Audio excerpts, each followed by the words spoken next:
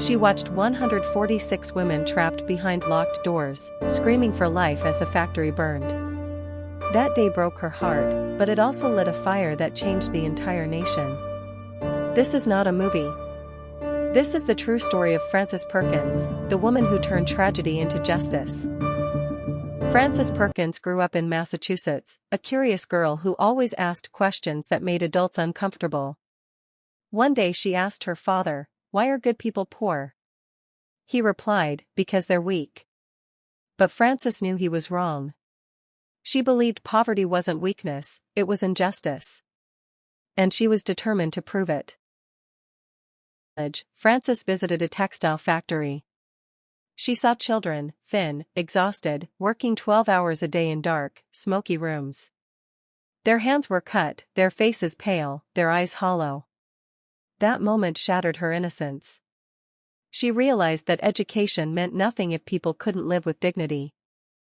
Then came March 25, 1911, the Triangle Shirtwaist Factory fire. Flames exploded through the upper floors. Locked doors trapped hundreds of women inside. People watched from the street as bodies fell from the windows. Frances was there.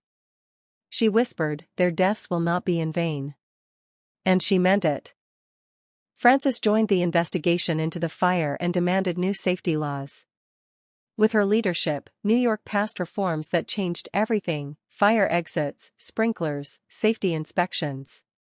When factory owners protested, Frances held up photos of the victims and said, "If profit matters more than life, we are no longer human." Her courage caught the attention of Franklin D. Roosevelt. When he became president, he asked Frances Perkins to be Secretary of Labor, the first woman ever in the U.S. cabinet. She said yes, but only if she could fight for real change. Her list was bold. 40-hour workweek. Minimum wage. No child labor. Unemployment insurance. Social Security. Roosevelt said, "That's impossible."